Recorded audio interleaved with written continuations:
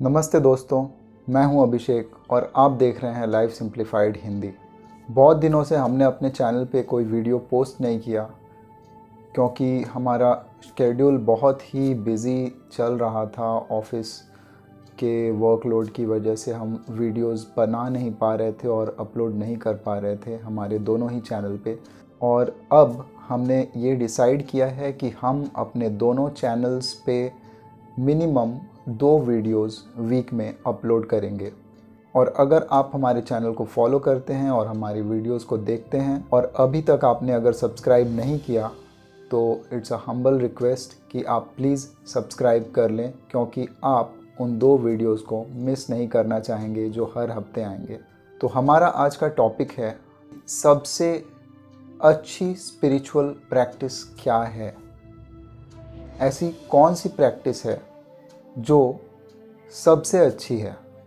हमारे दर्शकों ने ये सवाल हमसे पूछा और मुझे ऐसा लगा कि इस पे मुझे एक वीडियो ज़रूर बनाना चाहिए, क्योंकि हर एक इंसान जो इवॉल्व होना चाहता है अपने माइंड के लेवल पे, स्पिरिचुअल लेवल पे, लाइफ में, उसके मन में ज़रूर ये क्वेश्चन होता है कि सबसे अच्छा तरीका क्या है खुद को इवॉल्व करने का, अपने माइंड को इवॉल्व करने का और स्पिरिचुअल पाथ में जल्दी से जल्दी प्रोग्रेस करने का।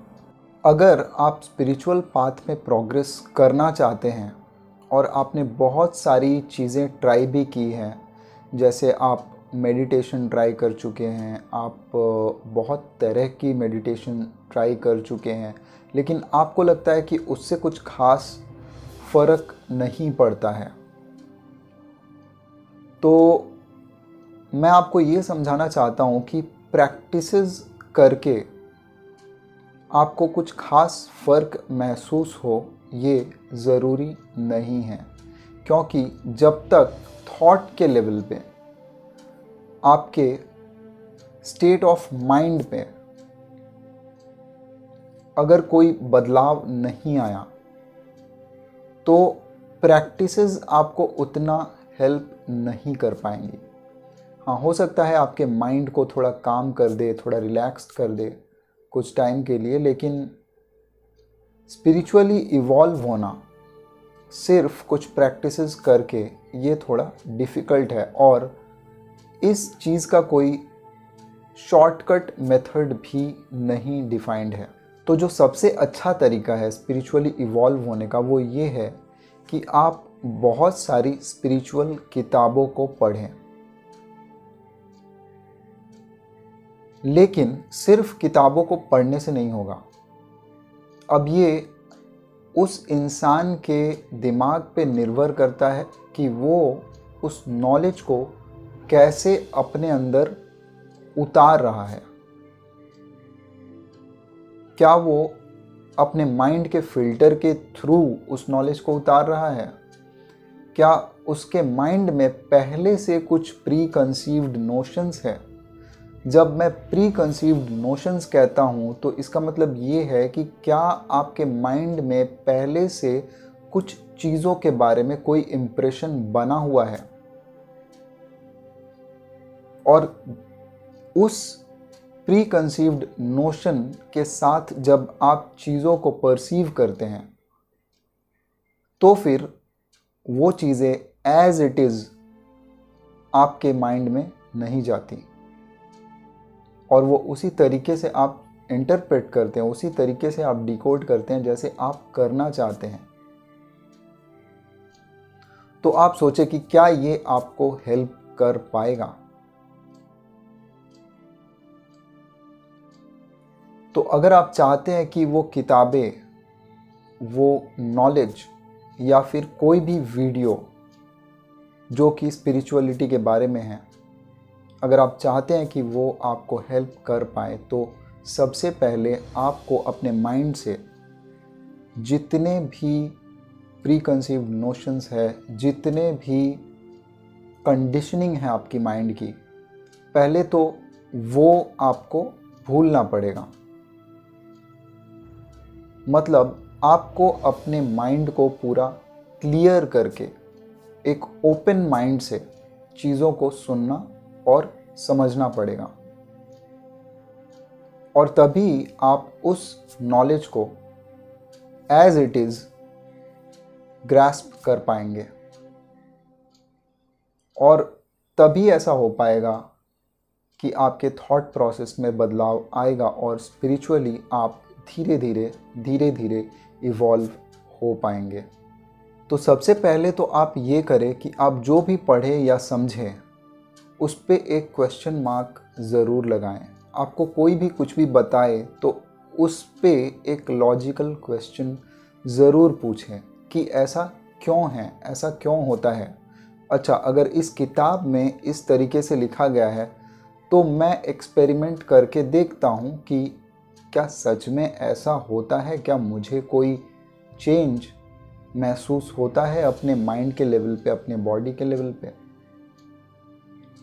तो आप जितनी भी किताबें पढ़ेंगे वहाँ पे जो भी लिखा होगा उसे आपको अपने लाइफ में एक्सपेरिमेंट करके देखना पड़ेगा। आप ब्लाइंडली उस चीज़ को अगर बिलीव करेंगे, अगर विश्वास करेंगे और आप सोचेंगे कि मैं ऐसा करूँगा तो ऐसा ही होगा, तो शायद ऐसा ना हो, और इससे आपको हो सकता है कुछ दिनों बाद एक फ्रस्ट्रेशन भी डेवलप हो जाए।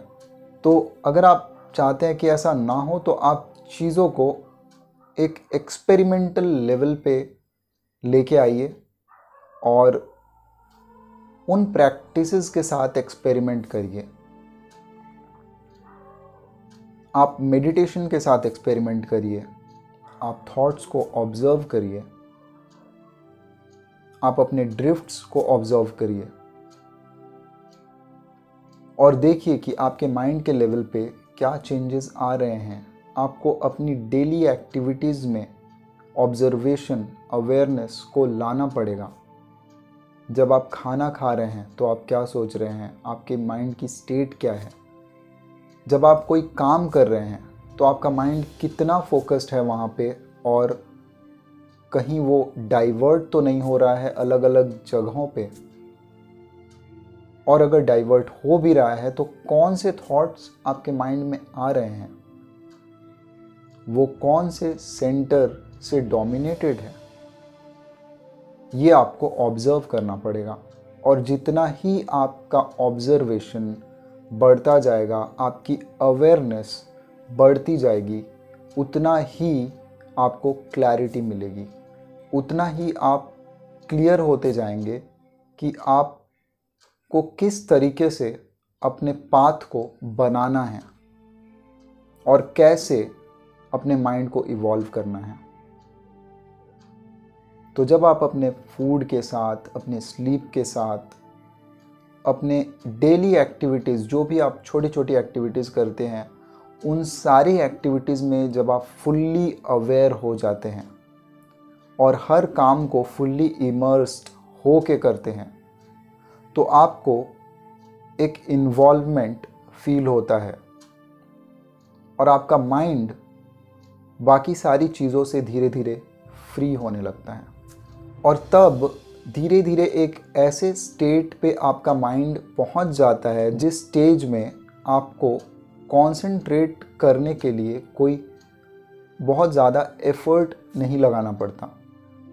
कंसंट्रेशन आपके माइंड की हैबिट बन जाती है और तब आप एक थॉट या फिर एक काम पे कंसंट्रेट इजीली कर पाते हैं, या कहें कि कॉन्टेम्पलेशन आपके लिए ज़्यादा इजी हो जाता है।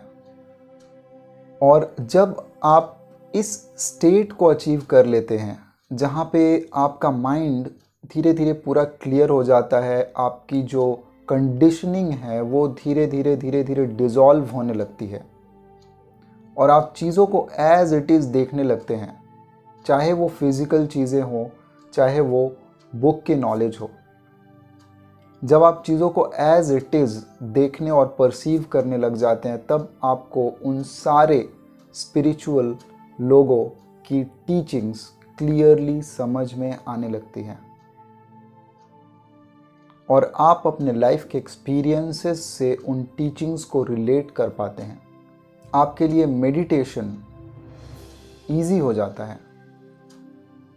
इनफैक्ट आपको मन करेगा कि आपको दिन भर में मैक्सिमम टाइम मिले मेडिटेट करने का, और अगर आप ना भी कर पाएँ तो भी आपके लिए एक मेडिटेटिव स्टेट में जाना आसान हो जाएगा, आपकी रोज़मर्रा की जो काम है वो करते करते। और आपको ये फील होने लगेगा कि आपका माइंड एक ऐसे स्टेट में आ रहा है जहाँ पे ना आपको बहुत ज़्यादा हैप्पीनेस से फ़र्क पड़ता है और ना ही आपको बहुत ज़्यादा सैडनेस से फ़र्क पड़ता है। इनफैक्ट हैप्पीनेस और सैडनेस की जो दो एक्सट्रीम्स है वो आपके लाइफ से धीरे धीरे जाएगी और आप एक ऐसे स्टेट में आएंगे जहाँ पे एक मेंटल इक्विलिब्रियम होगा। इससे हमें ये समझ में आया कि अगर कोई बेस्ट स्पिरिचुअल प्रैक्टिस है तो वो किसी को फॉलो करना नहीं है, किसी बिलीफ को बस मान लेना नहीं है। आप हर उस बिलीफ पे क्वेश्चन कर सकते हैं, आप हर उस स्पिरिचुअल पर्सन की बातों को क्वेश्चन कर सकते हैं जो आपको लगता है कि क्वेश्चन करना चाहिए, और उस क्वेश्चन के थ्रू आप जान सकते हैं अपने आप को, अपने माइंड को।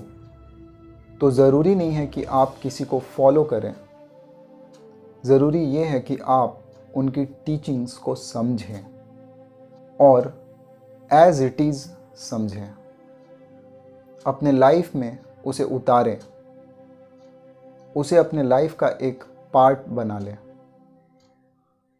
और तब आपके लिए स्पिरिचुअल पाथ बहुत ही आसान होगा। तो आज के लिए इतना ही। नमस्ते।